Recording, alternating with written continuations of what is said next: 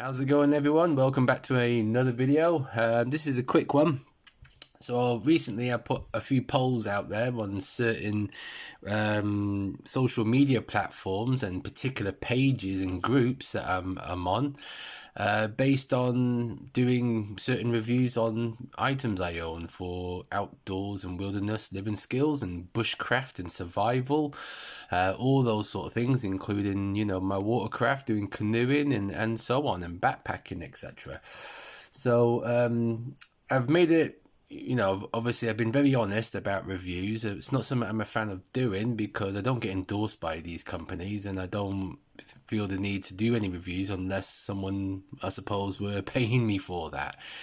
But this one I'm quite okay to do because the review I'm going to be doing is on a particular knife made by somebody I've met and I kind of partially know, and we've had good conversations in the past, and I'm more than happy to promote this individual, so hence is why I'll do this review. But that's the one you guys selected as well on the poll. So when I put a poll out, I put, you know, different knives on the knife pages that I'm on. It's a mixture of Facebook, and I even done some Instagram and other social medias. And you want me to do this review, and I'm going to say now, guys, it is my opinion. That's all it is. Everything in reviews are always going to be opinionated, so that's why I'm not tend to be favouring reviews, even though I do watch them, because sometimes I'm intrigued about certain products. I still make my own judgment, even though somebody might have said it was amazing, or even if they said it was rubbish. I always make my own judgment based on my own uses. Okay, now, with that said, then, what I say doesn't mean you're going to think it's going to be brilliant, and vice versa. Okay, even if I say something is rubbish, you might actually get on with certain things. So without rambling on too much, the reviews that you guys have chosen is, this one was based around knives to go with the knife series, and you'll like this one. It's around my Jacklore knife, because you all saw this on the previous video when I showed you my knife collection. And I'm quite happy to do this review because, you know, I know Sandy Jack, and I've met him on a couple of occasions, and we've bumped into each other on like the bushcraft shows as well, and I gave him a knife as well that I made, and I purchased this one from Sandy. Now, I purchased this one some time ago now. It's been well used, but it's also been well cared for. I've got a paper here. So the maker made this one, and this is Sandy's document for it. 28th of June 2014. That's what it says there. I thought it was older than that, to be honest, but yeah, I purchased this one at the UK knife show, you know, around that time. So I've had it for some time now, well over 10 years. And there's a video in my playlist of him making this knife, and I really like it. My one is number, where is it there? 273. Okay, so that's this knife, 273. And proud owner of that. His skills since then have increased and improved. Really happy, you know, how Sandy's progress. I've been watching his journey from the day he made a knife on, you know, real cheap sanders and grinders, you know, that you can buy. I think they're like little Draper ones and what have not, and making file knives and everything else like that. So to watch his skills improve to where they are now is unbelievable. And now he uses different steels like ABL, where this one was, you know, one of his earlier ones, I suppose, his first couple of years that he started knife making. Correct me if I'm wrong. If you're watching this, I believe you've been making around 2011, 2012, maybe a little bit earlier than that, but full-time as a professional maker. So to have this one is still, I see, as one of his earlier ones in those early years. Really proud of it. And you can see the sheath's been scuffed up a bit here, you know, from when I use it.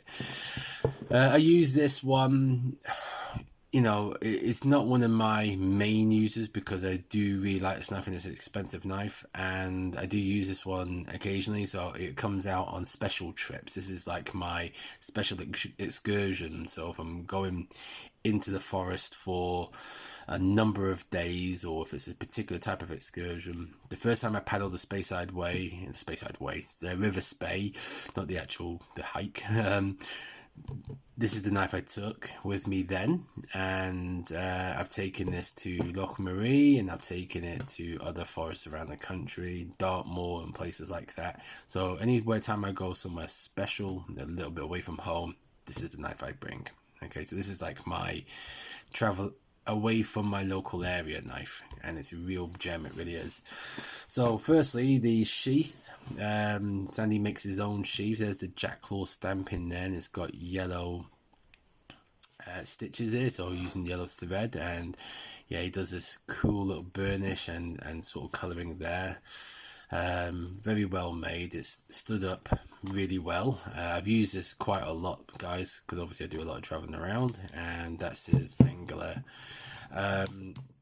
If I was to change something, I'm not sure if it's because it's discoloured, would be because I can see there's brass here on the inside of these pop rivets. Maybe that was brass, maybe it's just over the years it's changed, but I'd probably have it brass. It's gone silver now, maybe it's just discoloured, I don't know. Can't remember from when I first bought it. It's got this big brass D-ring, so it'd be nice to have that to match. But remember, this is one of his early days. His heat treat was brilliant though, because he had his ovens, he just not long purchased those ovens, so this is one of the, you know, early ones that come out those ovens. Let's just bring out the knife here. That's the sheath there.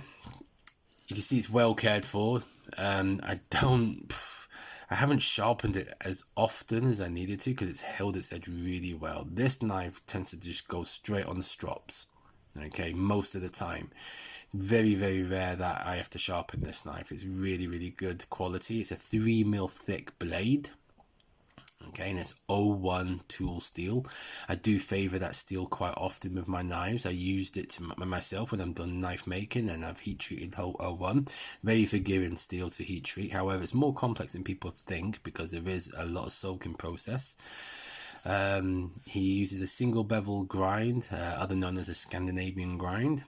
Okay, however, it's not actually originated in Scandinavia, I've been told. It's actually a grind that's originated here in the UK, and some document says it was actually first seen in Canada. So, but hey ho, you know, there's lots of arguments to be had there. But ultimately, it's referred to as a Scandinavian grind. That's why it's popular in Scandinavia. They've made it popular with all their puukos. It's that woodlaw style shape. I really like that particular shape, it ever so slightly to the woodlaw though. Sandy hasn't like mimicked it 100%, because if you see the butt here, he's got his own flavor on the butt of the blade here, where the woodlaw is a bit more rounded, and he's also, with this little swoop, he's gone back a bit more to make it much more comfortable in the hand rather than lining up with the actual blade itself. So there's little subtle features to what Sandy designed versus to what the woodlaw actually offers. Very, very similar. You can see there's the Jacklore stamp in there. I think he etched it in back in those days. It's got black liners. It's non-tapered, so this is just a full-tang blade. It's 3mm.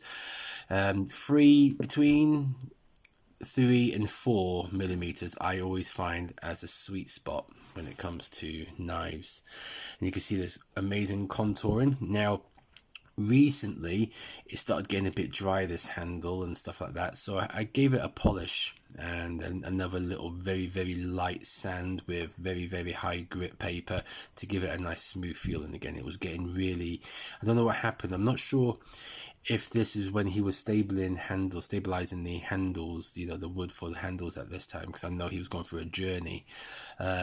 He may be, so Sandy can confirm that if he could remember. Around 273 was your stabilizing handles back then. I know he was making his own mosaic pins, and this is the typical one he was making. So there is the mosaic pins. That's the brass lanyard there. He's using quite a thin tube here.